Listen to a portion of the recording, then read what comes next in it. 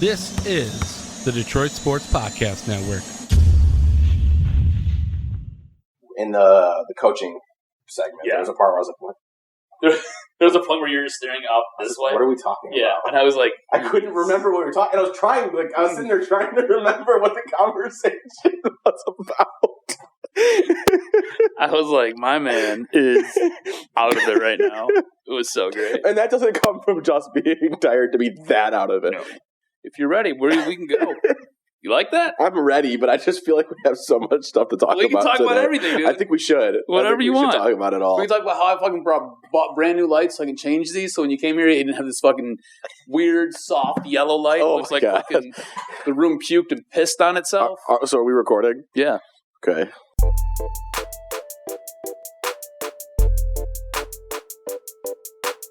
All right, so this is going to be a unique episode. For the first time ever, right? I think we're recording in person. Yeah, I think it is the first time ever. We've done shows together in person, but I don't think we've ever done the practice squad in person. And I can tell you right out the gate, it's going to be a different episode because I'm looking at my rundown right in front of me. 30 to 45 minutes, give or take. And we got too many things to talk about. It's going to be a 2-hour podcast. So planned on today's podcast, the Lions reached out to Urban Meyer. Right call, wrong call. A lot of ways we want to get into that. I had plans. I'm in town back home in Detroit for the longest time, by the way, since I moved to Grand Rapids. I'm here for like a week and almost 2 full weeks. I've never done that. That's awesome. But I bailed on my plans to do something online. I'm so excited to talk to Stroz about that. And finally, do you take a QB this year if you're at 3, if you're the Lions? Or the more likely scenario, that looks like they're probably going to pick, I believe what I had decided personally was 6, 7, or 8 is the most likely scenario. Do you consider it there? We're going to get into all that, but I don't even know where to begin. There's a couple things we need to get into before we do this. Do you want to talk about the condition that you showed up in? Yeah, so I'm struggling this morning. I could not get myself, I would say out of bed, but I was on a couch. I was on the couch this morning. That right there should tell you enough of what you need to know what B did last night. And I really struggled to get up this morning. And then I got over here and we always catch up before the podcast, but you're giving me the tour of your house, which by the way, I love your place. Thank you. I said the other day to a friend, it's a lot easier to be, and I know you're not making tons of money either. But I said to a friend who's an engineer and, he's, late 20s now, it's a lot easier to make no money in your early 20s than your late 20s. It is. Because now I start to see all my friends have nicer places and nicer things. And it's just like, oh, you just boy. want stuff. Yeah. Like in my mid 20s and my early 20s, my friends didn't have those things yet, but they're getting there. And I come here and I'm like, damn, I like my apartment, but the handle fell off my fridge. Basic stuff is falling apart. And so I love your place, but I just couldn't focus. We're trying to catch up, and I can't pay attention to you. Hold on one second. Can you say that one more time? Because Alyssa hates my place. Oh, I love your place. She's like it's a total bachelor pad. And it kind of is. It's sport themed. She talks about how the Red Wings. No, hold on. It's not kind of a bachelor pad. It is a bachelor pad. But I'm going to talk to Alyssa directly here for a second. By the way, I wish she was here. She's at work right now. I'm hoping she pops in at some point during this podcast. Well, I'll tell her the same thing in person then should she get here. This is your place. It should look like your place. Right. Now, if you guys live together, obviously things need to change. But I think it's awesome how much it looks like a place built for you. We've talked about it on the podcast. That's something I've been, trying to do a little bit more with my place over the last 7 or 8 months. And it's a process. But I walk in here and it screams you, and to me, that's awesome. Yeah, I've got the video game in the corner there. I've got a massive TV, which is way too big for the room. You walked in and you're like, how big is that TV? Yeah, it looked bigger than 85, and I know when you go bigger than 85 inches, you have to usually customize stuff, and that's I remember talking about the money you spent on your furniture. Yeah, so just so you know, right? Because I have an idea of how much money you make. I don't make a ton myself. I was lucky enough to where my grandmother ended up passing away, and I was able to sell a house. And that lucky enough. Well, lucky enough that she left me in the house. I know, it's just not lucky that she passed away. Her passing away was horrible, but lucky enough to where I was able to recoup some money. And that was how I was able to basically afford all of this. And when I went through my divorce, I was lucky enough that my ex-wife was like, you can take that, because I was going to fight her tooth and nail over it. And she was like, you can take that and you get the dog. And I was like, oh, it's like I scratched the lottery ticket and I won. So I got very lucky with that. And that's why I can get the stuff. I love how you have foam on your lips right now from your coffee. By the way, B's not a coffee drinker. I didn't know this. I'm a coffee and a booze drinker, and I've got a coffee and a booze bar here. Well, so he offered me coffee because I'm struggling. Yes. I'm struggling this morning. Way to bring that all back around. And I will have coffee when I need it, but I just don't enjoy it. And I gotta be honest, his coffee maker is intimidating. Just an espresso machine. Yeah, but like, I've seen K-Cups. You have K-Cups on steroids. I do. So it was a little intimidating. He's like, I can make coffee that doesn't taste like coffee. And now I'm sitting over here with the big, like, glass of foam that tastes like dessert. But I think hopefully it'll help, wake me up is part of it. I'm tired, but I'm also just like, it's just a lack of focus. I think I've just been too busy. Are you going to be the one to derail this podcast today? Dude, we're like 10 minutes in and we haven't touched the show. I feel like there was one more thing we needed to talk about before we got into this. The work you did. Yeah. Stroz is trying to impress me. So look, I believe in being a good host, right?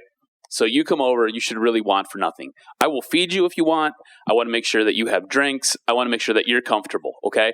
So yesterday, I recorded a podcast with John, and then afterwards, I spent about 2 hours. This is not a very big place. I spent about 2 hours cleaning this place. I scrubbed that carpet. Do you like that rug, by the way? Yeah, no, I like it. That rug's pretty good, right? Yeah. It works with the place. It does. Okay, so Alyssa hates that rug, and my mom hates that rug. The only person who loves my rug is my grandmother. I sat there, I washed the rug with a carpet cleaner. What don't they like about it? I don't know. They said it doesn't work with the room. See, I completely disagree. I think the color works great. I think so, too. Because you have a lot of Red Wing stuff, so you got red and white that goes with that, and gray goes with anything. It's kind of what I thought. I'll say this, Stroz. When it comes to design and creativity, and a lot of those things aren't my thing, but I think I'm pretty good with color. Mm-hmm. Like, I thought I was good before I worked in paint, and then you work in paint for a few years, and it helps even more. I think color-wise, it works really well.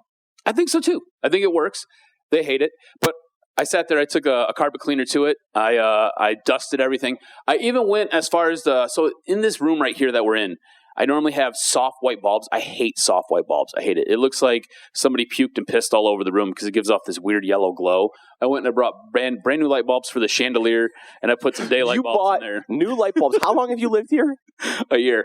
You've lived here a year. But just for you, I bought new light bulbs. He bought new light bulbs because I was coming over.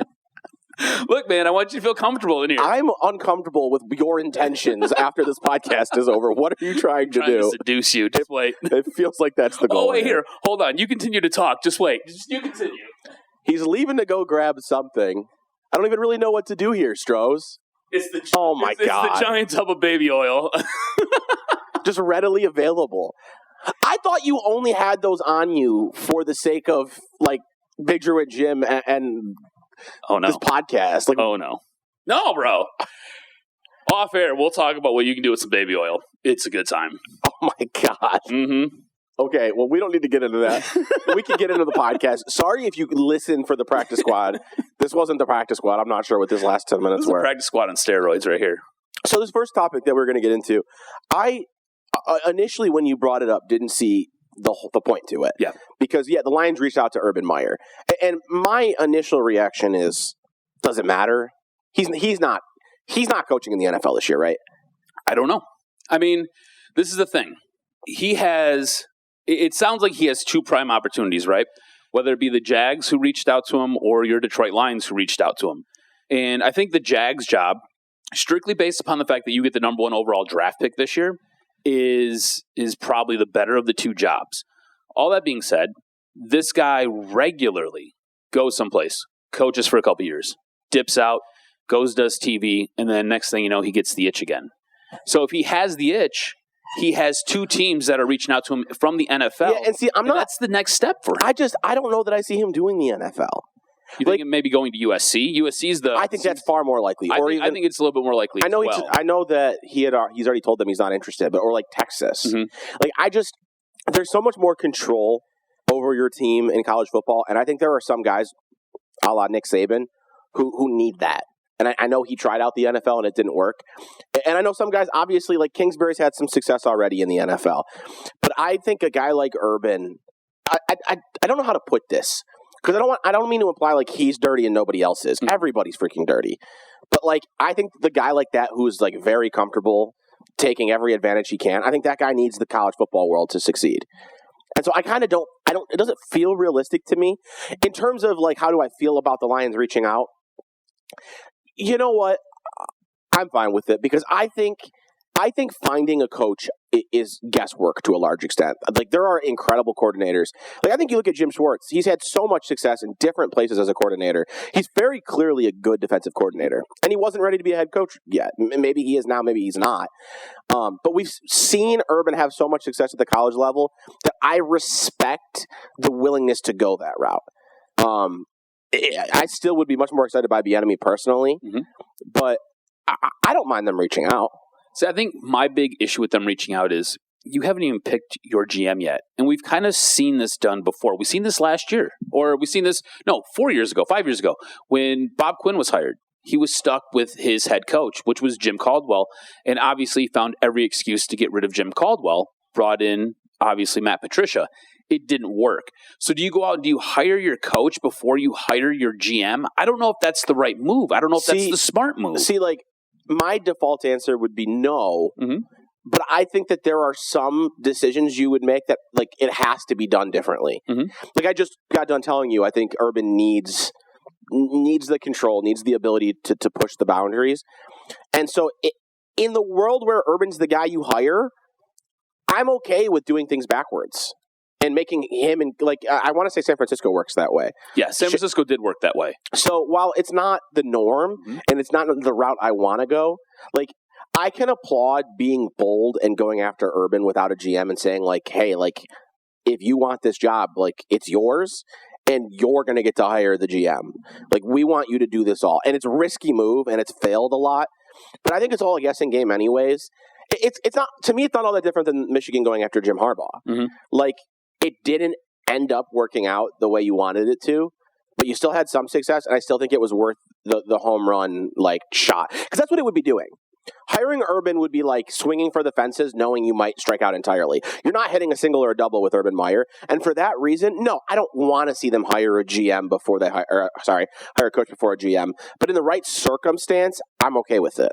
Yeah, and I think I would have an issue with doing it that way, just because I don't want your GM. What happens when you do it like that?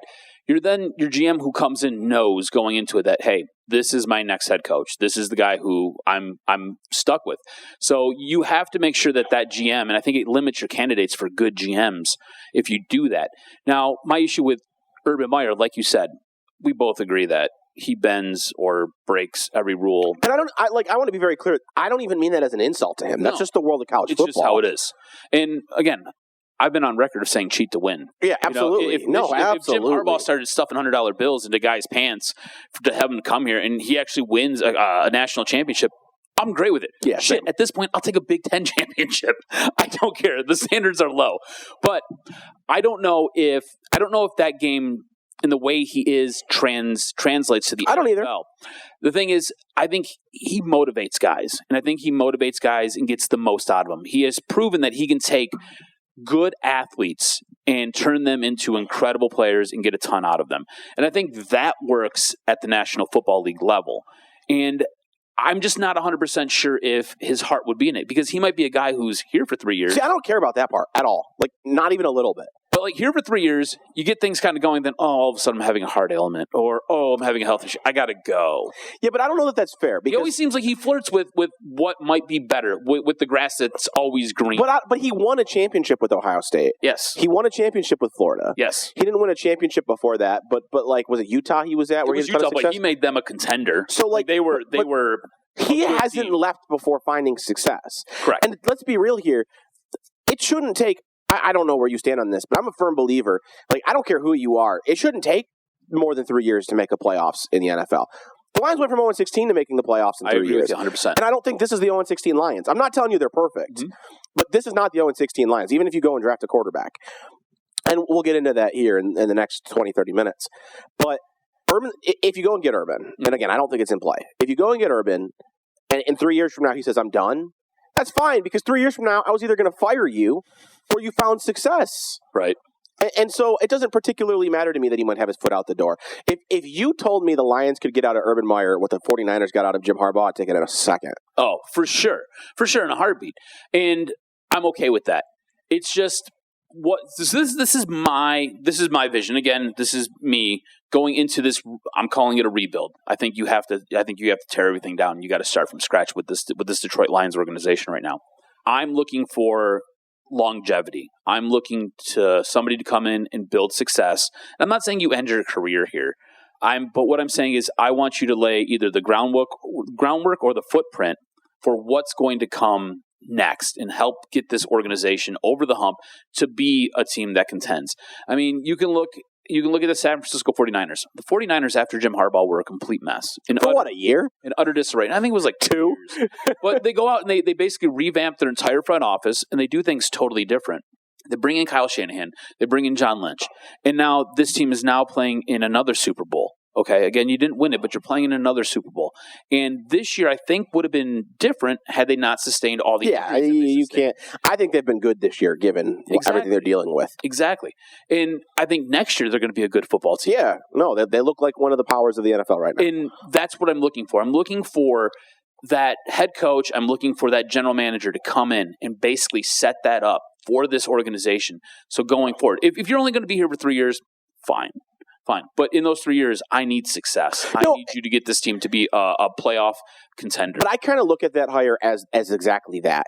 You go into the Urban hire basically saying this is boom or bust. Mm-hmm. You know, if in year two he's not in the playoff, that's not acceptable.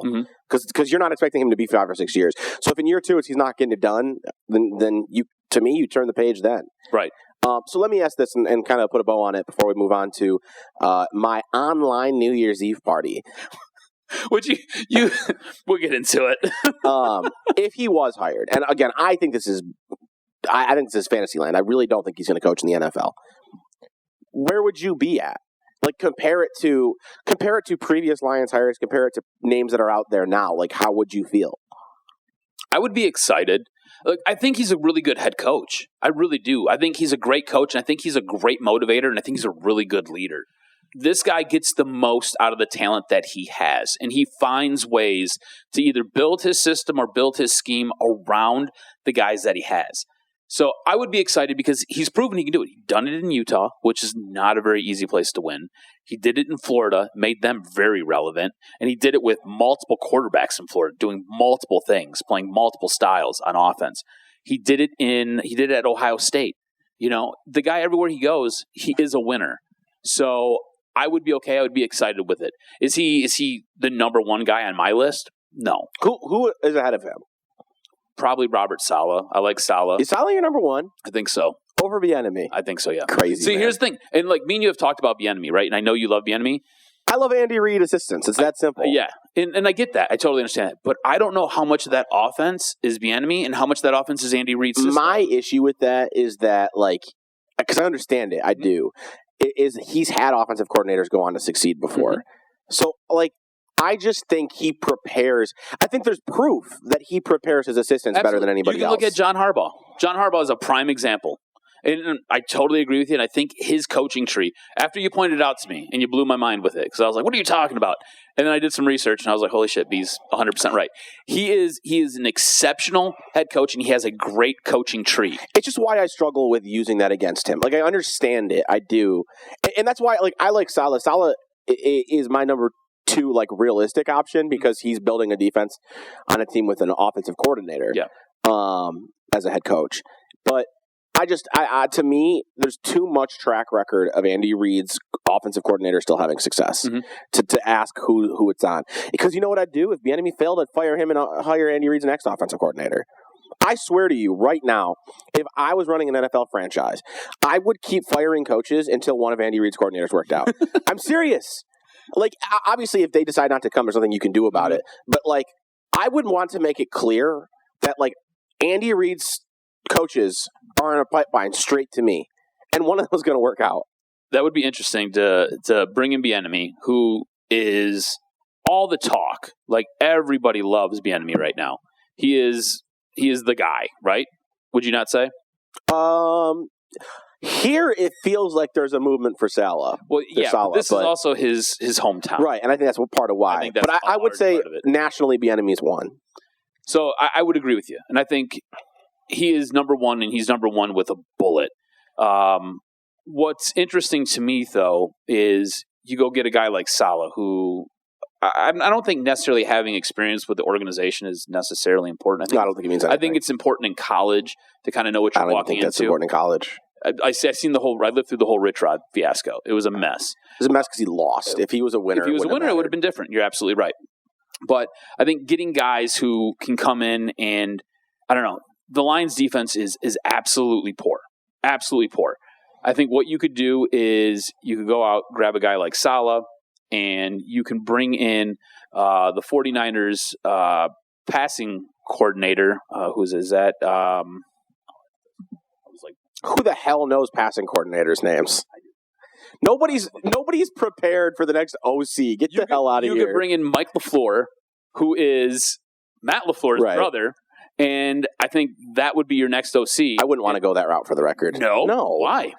Because these are two guys who have some experience with each other. Yeah, but this is a perfect example. You don't want Bieniemy because you don't know how much the Reeds offense is Reeds. Mm-hmm. And how much is Kyle Shanahan? Kyle Shanahan is clearly an offensive genius. Correct. I don't even think I'm overstating it. I think he is clearly an offensive genius. Absolutely. So I don't want any of his assistants. I got you. That makes sense. And that's fair. That's a fair point.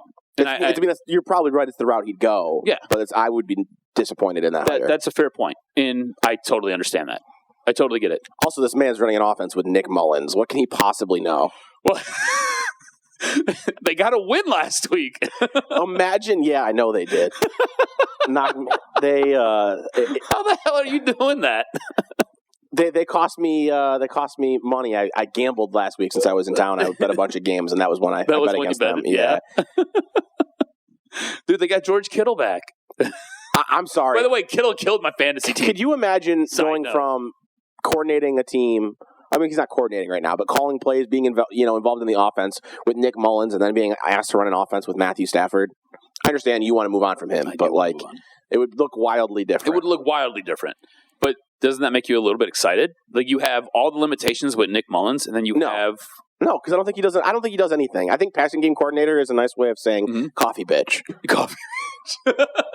He's not. Is that what I am for you today? I'm a coffee bitch. You're no different than what's LaFleur's first name? Mike. You're no different than Mike LaFleur. I think you could run the Lions passing offense just as well, and that's not a compliment to you. Thanks. All right. So I'm skipping a New Year's Eve party. Yeah. But why? to hang out with friends online. So weird. Well, so the thing is, I had plans probably, as well as I'd say a week and a half, 2 weeks ago. And it was actually the night that I was going to sleep, getting ready the next morning to fly out here. And somebody sent a message are you familiar with Discord? No. So for you and anyone who's not familiar listening, Discord is like it's kind of like a large group chat app, but it's primarily used for people gaming. So all in one place, you have a server that has a text channel and a voice channel. So you can hop on and hang out with each other on the voice channel. So that's what we use when we play Among Us. Okay. But someone sent in the text chat hey, we should do a New Year's Eve party. And just a couple weekends ago, people didn't feel like playing Among Us, but a couple people got on the voice channel, and you can have your camera on too, and just we're hanging out, just talking, not even doing anything. And then it was 3 people, and then it was 4, and then it was 5, and then it was 6, and then I saw 8 people on the channel, and I didn't feel like playing Among Us, but I was like, oh shit, this is kind of cool. I'm gonna hop on and just hang out. And it was really fun. I'm a large group person, and I'm gotten to hang out in large groups, the last 8-9 months. And these are people who I'm hanging out with online 3 or 4 days a week. But again, larger group. This isn't I've been playing Fortnite forever with 1, maybe 2 guys at a time. This is 8 people. And a lot of them I haven't known very long either. I know from playing this game with them. And so someone was hey, we should do that again for New Year's Eve. And it just sounded more fun than a party. Are you guys going to play video games? Or are you guys just going to kind of hang out and talk? We'll do some hanging out and talking, some playing video games. It's going to be like a party just over Discord. Do you find it to be weird? Because, I don't know, when you go to a party, there is usually, physical interaction. You don't have that. you talking about? Physical? Like, I'm not. It's not like you have sex with people. Like, don't go there. What the hell do you think I'm doing with people at a party? Holding hands with people? No, but like, I don't know. Like, you're across from each other. You're like, no, there's not drinking, physical interaction. Yeah, you're across from each other. You're looking. It's no different. No. What are you high fiving over at a New Year's party? What the jokes are? I don't know. I'm a very touchy feely kind of guy. So like, I don't know. You came up my stairs. I gave you a big hug before you even got to the top. I'm a hugger too, but like, I guess none of that feels like it's going to be a thing that's missing. No? I'm not going to be like, oh man, I didn't get to high five you after that joke.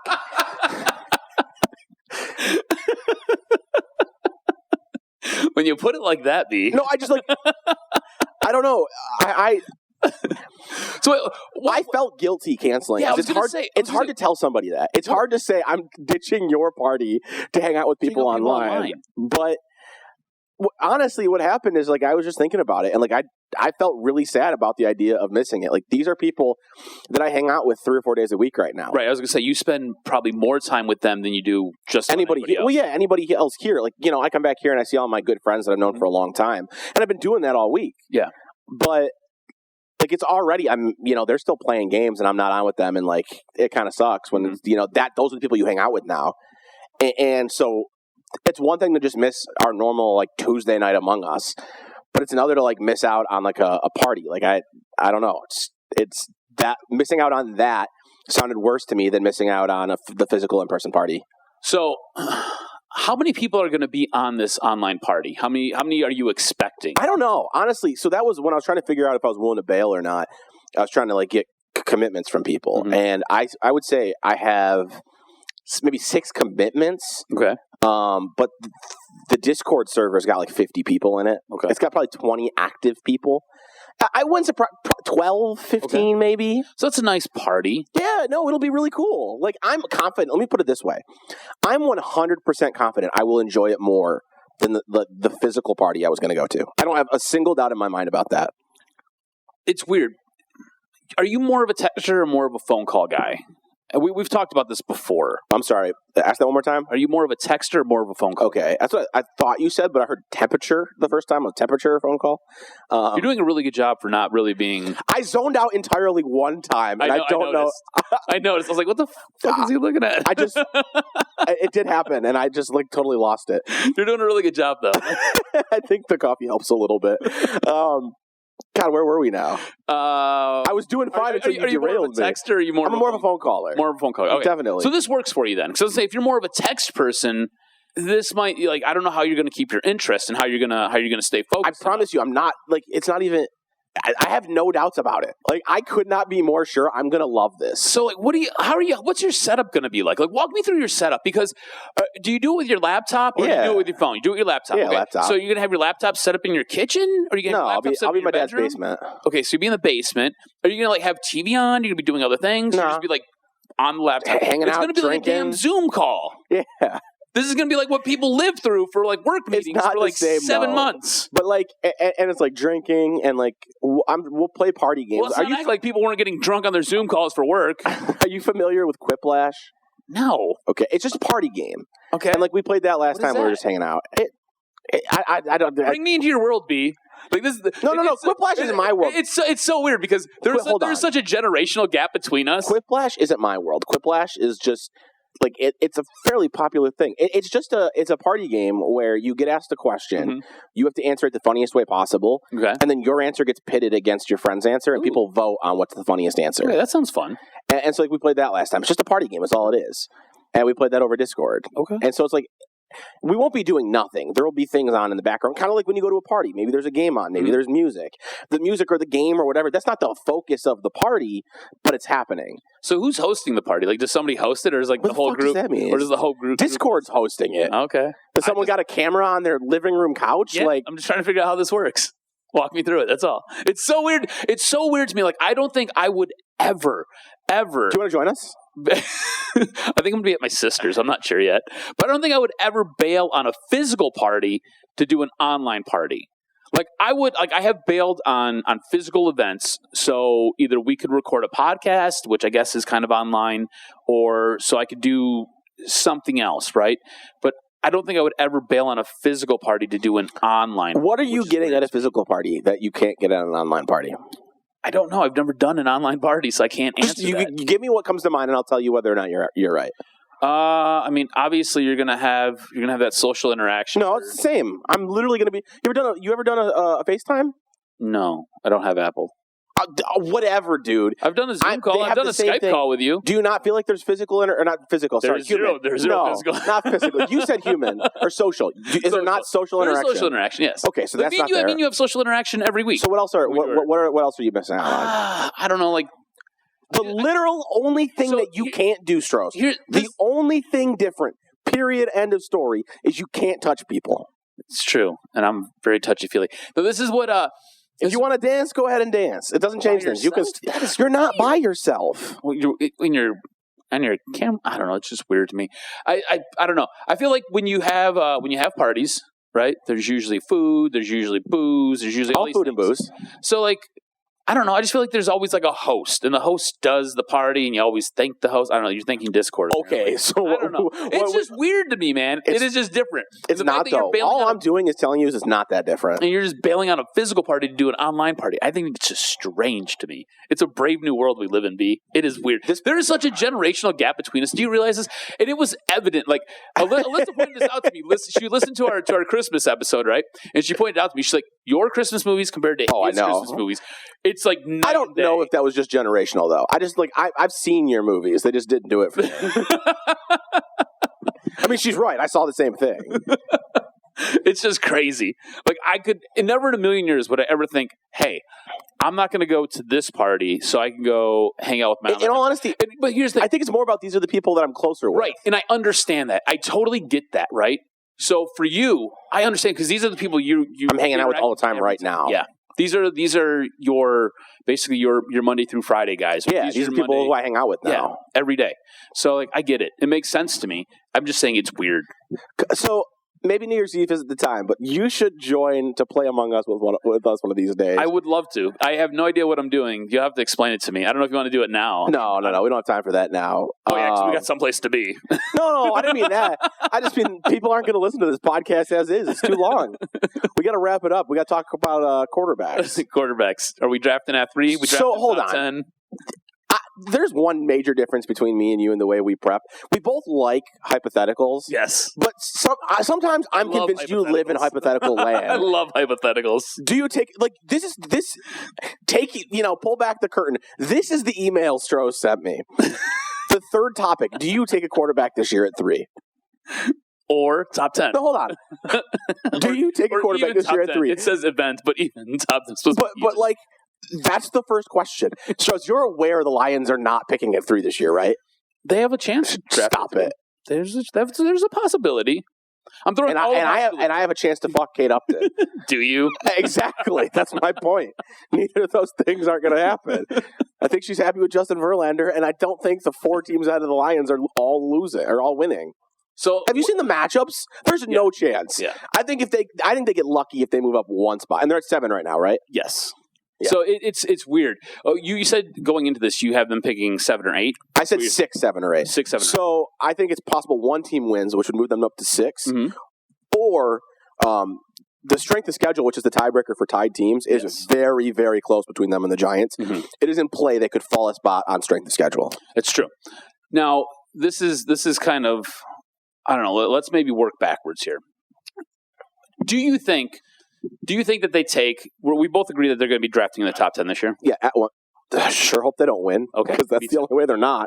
So we both agree that they're going to be drafting in the top 10. There's a large quarterback class coming out there. It's like half the top 10 could be quarterbacks.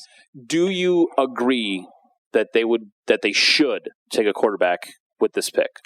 I would say they should take Trevor Lawrence or Justin Fields if they're there. Obviously, Trevor Lawrence wouldn't be. Justin Fields probably won't be, but it's not out of the question. Anybody else to me is in the category of if you fall in love with them. Mm-hmm. I don't think you force a quarterback if you don't fall in love with one of the other 3. There's 5 guys that could go in the first potentially, right? Correct. It's a really weird. And I've said Trey Lance is interesting to me because I very much believe the future of the NFL is quarterbacks who can run. Didn't you really like him as like earlier in the year when the college season was starting? Well, the problem is he's really appealing to me because of the running ability. Mhm. But I also understand that like this dude, he goes to the same school Carson Wentz came out of, right? Yes. And we're not even going to get to see a senior year out of him. Yes. So like I understand the concerns with Trey Lance, but he personally intrigues me. So we both agree Trevor Lawrence is probably going to go number one. Yeah, Jags would be stupid not to I take see no world where he goes later than number one. I agree. So it's really weird because the Jets are in second, right? They're drafting number 2, and obviously we both agree that Trevor Lawrence going number 1. So that puts the Jets in kind of a weird spot where it's a little bit of a coin flip. Yeah, I thought if they went 1, like I don't know how anybody could pass on Trevor Lawrence, but I don't know if you have to give up on Sam Darnold yet. I think them falling to 2 very much keeps Justin Fields being, there for the Lions in play. I agree with you 100%. Like, they could start adding and building around him. Like, he has 0 offensive line. Jamison Crowder's his number 1 wide receiver. And I do think, by the way, I think they could still go Fields. I think they could too. But it's not like the given. Exactly. If it went Jets, they're kind Jags, of the linchpin to this draft. If it went Jets, Jags, I feel like you knew it was going to go quarterback. Because the Jags are not going to ride with Gardner Minshew. Correct. But with it being the Jets too, it opens things up. I also think them trading back is very possible. I think so too. And they could trade back with your Detroit Lions, but I don't think the Lions have any draft capital this year. 0. But at 3, Dolphins. I'm looking at this mock draft. Dolphins aren't taking a quarterback. No quarterback. Now, 4 is interesting right now because at this moment in time, Atlanta's drafting 4. Atlanta's in a similar situation to Detroit where you could go quarterback or you could stay with Matt Ryan. Let me ask you this, because they're in very similar situations. Who's more likely to go quarterback? I think the Lions are more likely to go quarterback. I kind of agree, which is funny because, like, I just have something in me that tells me the Lions aren't going to go quarterback. But I still tend to think that they're more likely to than the Falcons. I think they're the team that should more than the Falcons. I agree. I think Atlanta themselves have had more success with Matt Ryan as quarterback. Right. And I think the way that offense is set up, it's kind of built around. They shouldn't be as bad as they are. No, they shouldn't. I think that's one of my bigger things. Is I think like with the right coach, the Lions should compete for a playoff spot next year. I think with the right coach, the Falcons are a playoff team. Exactly. I agree with you 100%. Like they've got pieces everywhere. Obviously, the Bengals aren't taking a quarterback. Nope. I don't think the Eagles are taking a quarterback. Jalen Hurts looks good, and Carson Wentz is still under contract. Exactly. Not only still under contract, his contract kicks in like now. Yeah, it's a lot of money. Then that leads you to your Lions, and if Justin Fields is still there, or a guy who I'm falling in love with, Zach Wilson is there, I could see them taking that quarterback. I don't think the Giants, who in this mock draft are behind the Lions, I don't think the Giants are taking quarterback. It's kind of a similar situation to Sam Darnold, but I think the Giants believe in Daniel Jones a little bit more than maybe the Jets do with Sam Darnold. I tend to think the Giants are more in play than the Jets, to be honest with you. Oh, really? I do. Why is that? I don't think Daniel Jones has shown anything. Okay. I think there's been more flashes out of Darnold than out of Daniel Jones. Do you think that the Giants would have been a better team had they had their full complement? So like if they had Saquon Barkley this year, if he didn't go down, I think he makes Daniel Jones look that much better. I don't know. So it'll be. I'd struggle to say any running back makes their quarterback look significantly better. So I know he wasn't healthy for much of anything this year, but he played a game and a half. But didn't he do nothing in that game and a half? Yeah, it wasn't very good. 30 rushing yards. It wasn't very good. I don't know. I think he's a piece that you have to account for when you're playing defense. Yeah, I mean, I'm not saying he's not a good running back, but what has Zeke done this year when Dak goes down? It's true. Like, that's how I felt about Saquon Barkley to start the year. I do not believe that Saquon Barkley being hurt is why Daniel Jones hasn't shown anything yet. Right. I don't think that. I mean, let me say this. I think it opens up the defense a little bit more when you have Saquon on the field. I think both them and the Jets have to be in love with somebody. They have to be in love with the quarterback if they're going to draft one. Gotcha. Some teams might be willing to just move that way because they need a quarterback. I wouldn't say either of those teams are going to take a quarterback just to take one. But if they fall in love with one, they're in play. Carolina's there. I don't think that they consider it. I don't think they take a quarterback either. And then you've got Denver, who is in a similar situation to the Jets, the Giants. Yep, I would agree. So it's one of those things. So in the top 10, those are your teams that you're kind of looking at. I think this sets up for the Lions to be able to take that quarterback, especially, like you said, if they fall in love with somebody. I think the Lions take a quarterback this year. It's really weird. If they would have just drafted Tua or if they would have drafted Justin Herbert, I think things would be a little bit different. Can I make a comment about that for a quick second? Because we haven't gotten here yet, but I think we're going to. Okay. You and many others were adamant the Lions needed to take Tua. Yes, I was on the Tua train. I want to make sure it's very, very clear that Tua is not Tua plus Justin Herbert. Because Justin Herbert this year looks special. Yes, Justin Herbert looks very good. Tua has some moments, but we don't know what Tua is yet. I'm far from ready to write him. I think it's very possible he could still bust. I agree. If 5 years from now Tua bust and Justin Herbert's an all-pro, I don't want to hear people saying, I said they should have drafted a quarterback. Shut your ass up. You said they should have drafted Tua. I just want to make that clear here. Here's the thing. I will to the day that Tua is a complete bust, right? I'll ride with that ship. I just want to make sure that it doesn't become Tua or Herbert because that wasn't the conversation. That wasn't the conversation at all because I was scared of Herbert. I liked Herbert a year before. I was scared of Herbert the following year. I mean, I didn't like Herbert either, and I wanted Tua before Herbert. I just don't want because I know how this stuff works. Yes, for sure. It's like everyone thought they should have drafted Aaron Donald when it happened. No, you didn't. Well, I'll be honest. I know. You say you did. I did. I know you say you did. Here's the thing. I was huge on Dwayne Haskins. I thought Dwayne Haskins was going to be special. There was a play. It was an Ohio State TCU game where Haskins dropped back. He had pressure. He had guys in his face. And he threw an absolute dime to a guy who was double or triple covered. And I was like, this guy's going to be great. And going through the combine, going through everything, I thought for sure Haskins was going to be that guy. Obviously, some maturity issues. He's not that guy. It's okay. I'm willing to eat that. That's all. Because I can already tell you it's coming. Mm-hmm.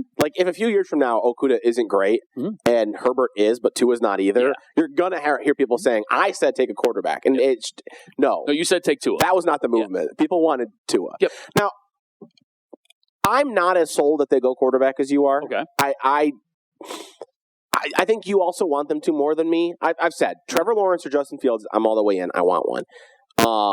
Anybody else? If they fall in love with them, I'm cool with it. I don't want them taking quarterback. Just take a quarterback. I'm of the belief that Matthew Stafford has plenty of time left. I say I don't want them to take quarterback just to take quarterback either.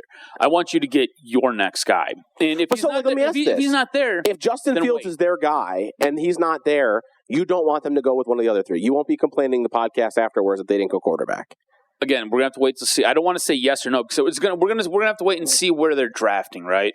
Because if you're at 3, right? They're not going to be at 3. I think you have to take your franchise quarterback at 3. I don't think you draft a quarterback. Stroz, I want to talk about what happens if they get the number 1 pick. That's not happening. Oh, we don't want to talk about Fantasyland. That's not happening. You can't do that. They're not picking 3. But they have a chance. But no, so sure. Say they pick number 3, and let's say the first 2 picks are Trevor Lawrence and Justin Fields, and they don't like the other 3. If they don't like the other 3, you better not draft a freaking cornerback, okay? No, I'm not being serious. No. I'm being serious. I'll say this: if they don't go quarterback, I think they go wide receiver. There's 2 of them that are going to go in that top 10 area. I know. You don't like them? I'm looking at. They've got Devonta Smith at number 7. I think it's Devonta Smith or Jamar Chase.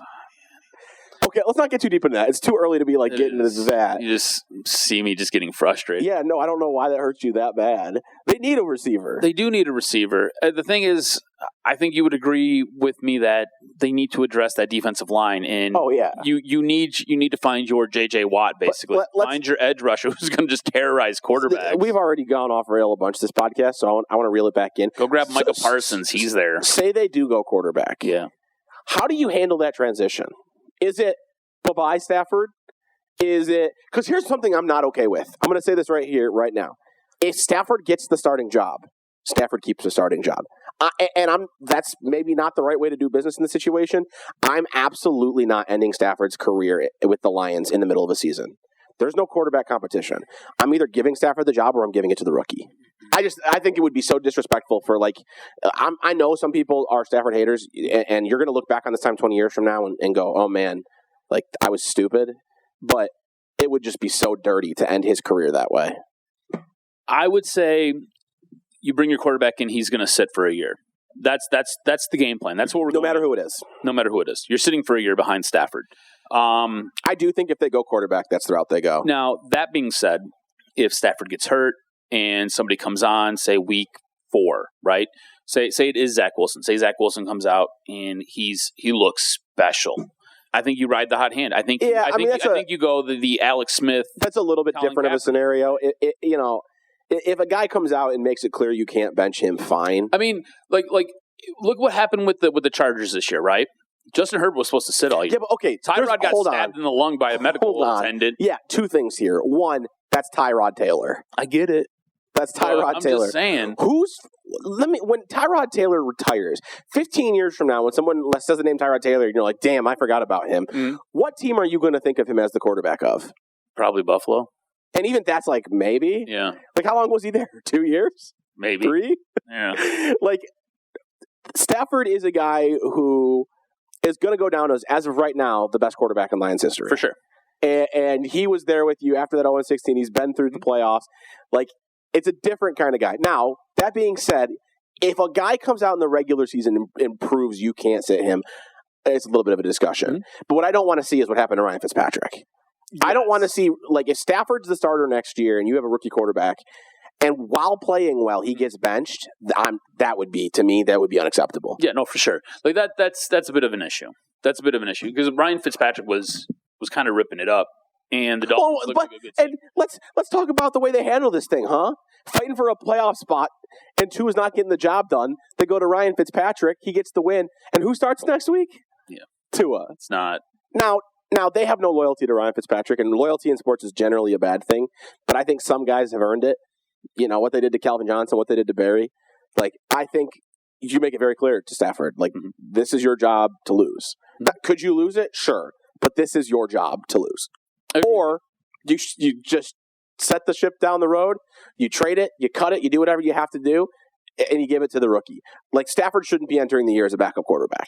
What if as this draft is going on, right? So everything, you kind of know what's going to happen, right? They fall in love with Zach Wilson. They're drafting, we'll say at 4, 5, whatever. There's the actual feasible chance that they get the quarterback that they want. They trade Stafford. Are you okay with that? They trade Stafford before the season starts. Here's the thing. I struggle with saying what they should do is that transition year where Stafford starts one more year. Mm-hmm. Because we've seen how valuable the rookie contracts are. Mm-hmm. I just struggle with the thought process that you're going to waste a year of a rookie quarterback's contract. Mm-hmm. I think it's the way they will go if they take a quarterback. And I think mentally it would be nice. Because I've said it. I don't know if I said it on this podcast or just on Twitter, but I mean it. Like, I have an emotional connection to Matthew Stafford. Mm-hmm. Like, I've gone through a lot in my life with Matthew Stafford as the quarterback of the team that, means so much to me. So for, like, mental preparation, it would be nice to know you had a year of Stafford before he was gone. Mm-hmm. But from a business standpoint, I kind of think if you draft a quarterback, he should be your starter. I kind of agree with you. The thing is, what I could see urging them to try to trade him, not really factoring in the cap hit of anything, but they have such little draft capital this year. If you are able to get, like we've discussed before, a first and a second, or you're able to get 2 firsts, if you're able, what would you think if they took a quarterback and a wide receiver? Like, they traded for a first and they used that first on a wide receiver. I feel like my head would explode. Well, I think, but I think it makes sense though. I ask because while we both think the defense is a bigger problem, I think you're more okay with putting resources into the offense when you draft a rookie quarterback. Yes. Even though a lot of it's there, the offensive line might not be special, but it's good enough. I think the offensive line's good. You got a damn good tight end. You got a really good tight end. I didn't like that you drafted him where you drafted him, but you have a really good tight end. We're still in his rookie season, so for the next 2 years, we're going to think DeAndre Swift is the best Lions running back since Barry Sanders. I don't know about all that, but I think before they draft another one in a couple of years, I think he's okay. That's the cycle of Lions running backs. It is. Like, my dad, when we were watching the game on Sunday, was like, DeAndre Swift, man, like, I think he's going to be really good. I was like, we had the same conversation about Kerryon Johnson. We had the same conversation about Java Best. We had the same conversation about Kevin Smith. Mikael LaShore. Kevin Jones. I refuse to celebrate a Lions running back ever again until, like, they're. You can put up a Dalvin Cook here, and then we can talk. Yeah, for sure.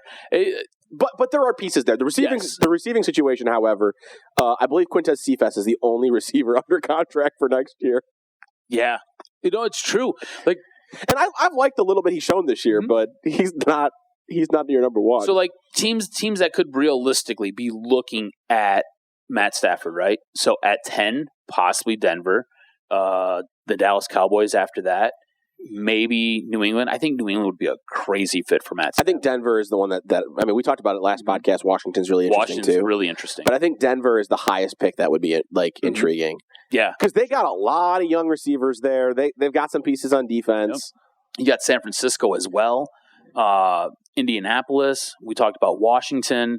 You know, there are teams that have picks in this first round that you could possibly get to give them their quarterback for the next 2 or 3 years. And that could be Matt Stafford. And you mean to tell me Denver wouldn't look like a really good team with Matt Stafford? I just wonder when it happens if they move Stafford.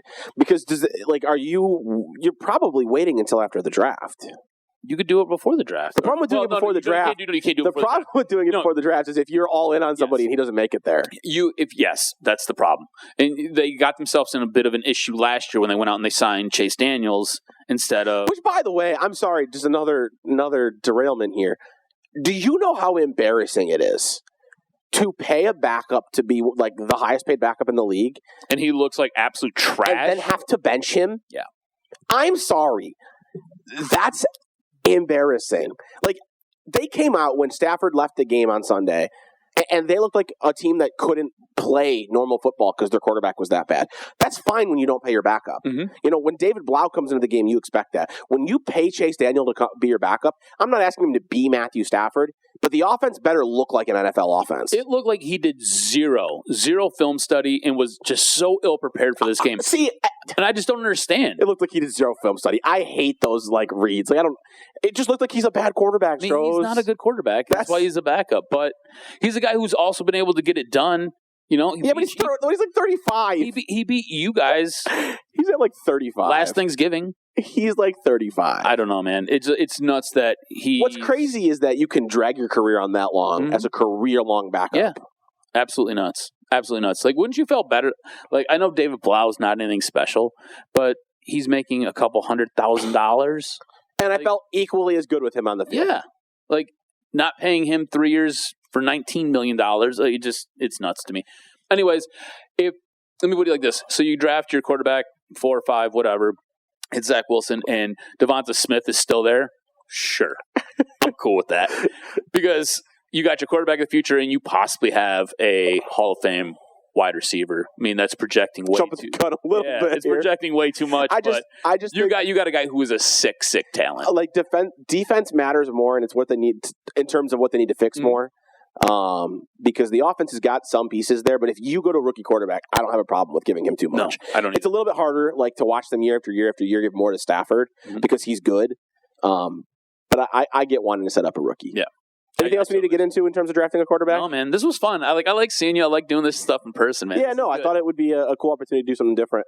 Hopefully you enjoyed our long version of the show.